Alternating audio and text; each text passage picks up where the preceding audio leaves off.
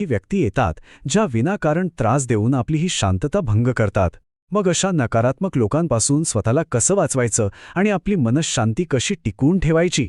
चला, आजच्या या विश्लेषणात आपण याच विषयावर सविस्तरपणे बोलूया. स्वतःलाच विचारून बघा हा प्रश्न. आपल्यापैकी अनेकांना हा अनुभव येतोच, जिथे काही लोकांच्या वागण्यामुळे आपला अख्खा दिवस खराब होतो, सगळं डोकं फिरतं. पण चांगली गोष्ट ही आहे की यावर नियंत्रण मिळवणं पूर्णपणे आपल्या हातात आहे. चला तर मग बघूया कसं ते. हे बघा, एक गोष्ट समजून घेणं खूप महत्त्वाचं आहे. जेव्हा आपण अशा लोकांवर चिडतो, त्यांना प्रतिक्रिया देतो, तेव्हा आपण त्यांना जिंकून देत असतो. हो, खरंय, कारण त्यांना नेमकं तेच हवं असतं की आपण भावनिकदृष्ट्या अस्वस्थ व्हावं. खरी शक्ती प्रतिक्रिया देण्यात नाही, तर दुर्लक्ष करून आपल्या मनावर नियंत्रण ठेवण्यात आहे. मग यावर कंट्रोल कसा मिळवायचा?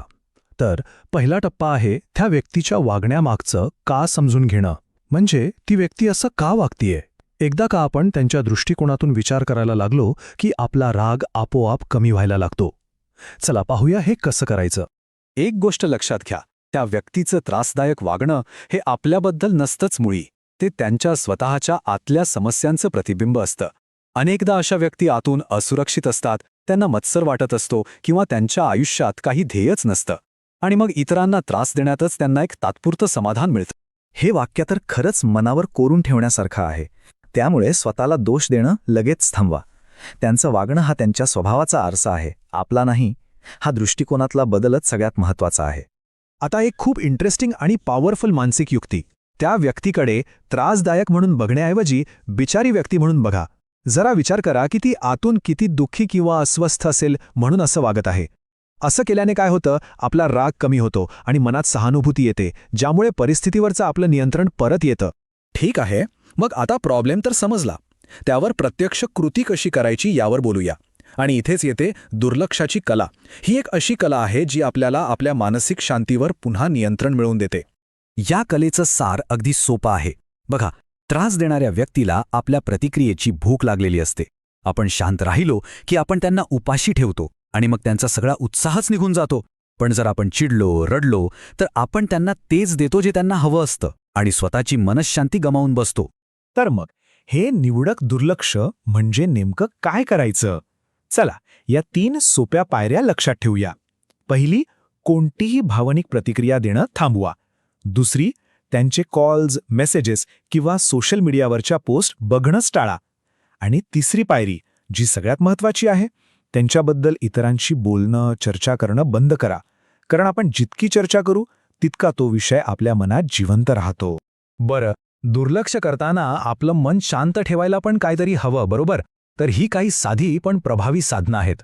जेव्हा खूप राग येईल तेव्हा शांतपणे 10 वेळा दीर्घ श्वास घ्या. स्वतःला सांगा, माझी शांती माझ्या हातात आहे.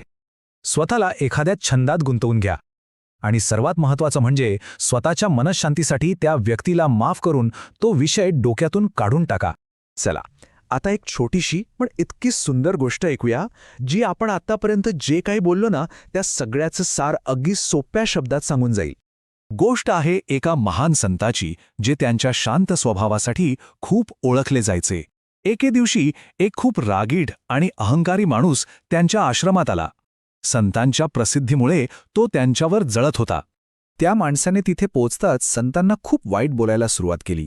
तो शिव्या देत होता, अपमान करत होता. पण आश्चर्य म्हणजे संत शांतपणे बसून होते आणि त्यांच्या चेहऱ्यावर एक मंद हसू होतं. बऱ्याच वेळ शिवीगाळ करून तो माणूस थकून गेला.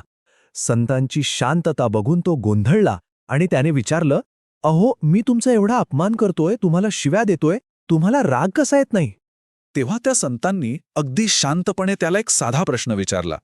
ते म्हणाले, एक गोष्ट सांग, जर तू एखाद्याला भेटवस्तू दिलीस आणि त्या व्यक्तीने ती घेतलीच नाही, तर ती भेट कोणाकडे राहील?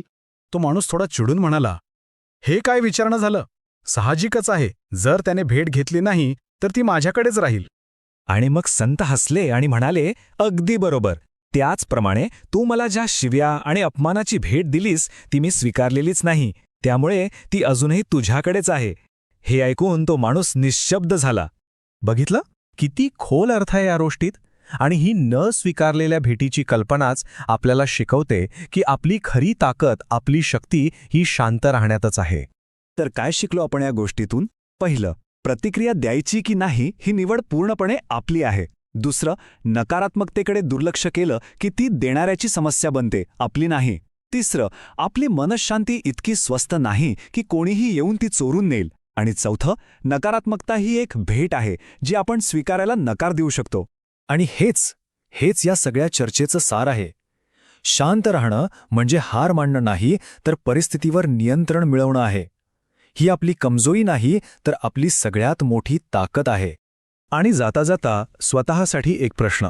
आपली ऊर्जा, आपला वेळ हे खूप मौल्यवान आहेत. मग ते आपण अशा लोकांवर वाया घालवणार आहोत जे आपल्या आयुष्यात काहीही चांगलं आणत नाहीत, की तीच ऊर्जा स्वतःच्या प्रगतीसाठी आणि आनंदासाठी वापरणार आहोत. निवड आपली आहे.